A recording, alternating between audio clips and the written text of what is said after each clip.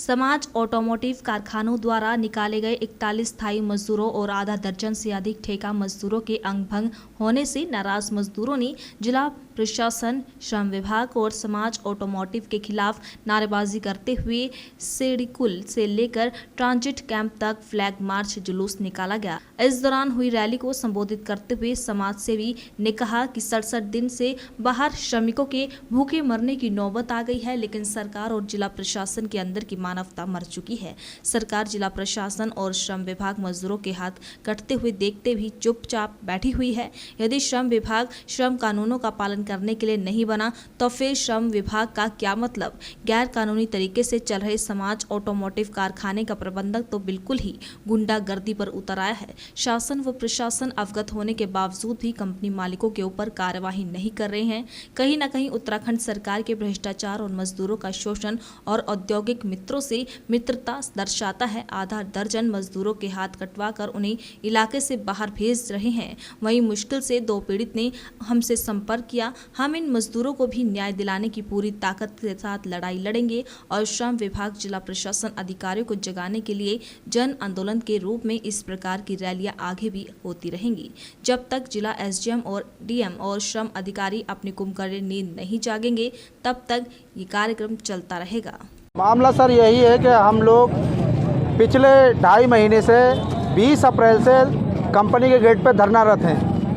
आज ले ले ड्यूटी, कल ले ले ड्यूटी, लेकिन ड्यूटी का इंतज़ार करते करते थक गए हैं। और शासन और प्रशासन दोनों आपस में कहीं ना कहीं कंपनी मालिक और शासन प्रशासन की मिली भगत दोनों की सेटिंग हो चुकी है। कोई लोग सुनने के लिए राज़ी नहीं है। जहाँ तक कि कंपनी के अंदर जो वर्कर, अनट्रेंड वर्कर हैं, वो जा रहे हैं ठेके अड्डे से जा रहे हैं, कोई 600 में, कोई 700 में, कोई 800 में, और उनके अंग भंग हो जा रहे हैं। अनट्रेंड अगर वर्कर कंपनी में जाता है तो उसको मशीन चलवाने की क्या ज़रूरत है। लोडिंग अनलोडिंग का है, उसको लोडिंग अनलोडिंग कराना चाहिए। अब वो वर्कर जाते हैं, उनको ज़बरदस्ती मशीन पर बिठाया जाती है, उनका हाथ कट जाता है। किसी की 4 उंगली कट जा रही है, किसी का अंगूठा कट जा रहा है, किसी का हाथ कट जा रहा है पूरा। लेकिन उस पर भी शासन प्रशासन कोई सुनने के लिए राज़ी नहीं है। अब क्या है सर, उसमें ना तो ट्रेनिंग देते हैं और ना उनको बताते हैं, और उसके बावजूद दबाव दिया जाता है इतना प्रोडक्शन चाहिए। प्रोडक्शन में क्या है, 8,000, 9,000, 7,000, 8,000 इस हिसाब से प्रोडक्शन मांगते हैं। ये अनट्रेंड वर्कर हैं, इनके तो हरकत नहीं है। जबकि उसमें लॉ एंड ऑर्डर में भी जो दिया है, उनके जो कानून में दिया है, परमानेंट वर्कर ही मशीन चला सकता है, अनट्रेंड वर्कर मशीन नहीं चला सकता।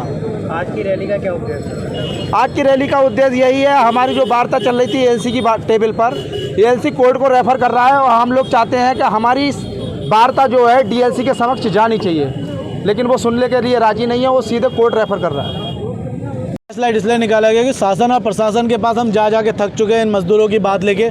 डीएम, एसडीएम, एसपी, एसएसपी, यहाँ तक कि कुमाऊं कमिश्नर और एएलसी, डीएलसी सब तक हम पहुँच चुके हैं। और कंपनी अवैध रूप से चल रहा है, ये जो समाज ऑटो करके है। उसके बाद अवगत कराने के बावजूद भी कंपनी के अंदर जो वर्कर है, ये एक भाई हमारे एक वर्कर है, इनके हाथ तक कट गया, क्योंकि इनको कंपनी में कहीं ना कहीं ठेके के लाइसेंस पे, जिसमें लोडिंग अनलोडिंग का लाइसेंस होता है, उसके अंदर इन्हें मशीनों पे, भारी मशीनों पे काम कराया, जिसके कारण मजदूरों के हाथ कट रहे हैं। आज बेरोजगारी और महंगाई इतनी है कि जो हमारे मजदूर साथी है, उनको कम सैलरी पे ज़्यादा काम करना पड़ रहा है और कहीं ना कहीं इसका शोषण कर रहा है। और सबसे बड़ी बात, जो कंपनी बिना लाइसेंस के चल रही है, उस कंपनी को चलाने का अधिकार किसने दिया?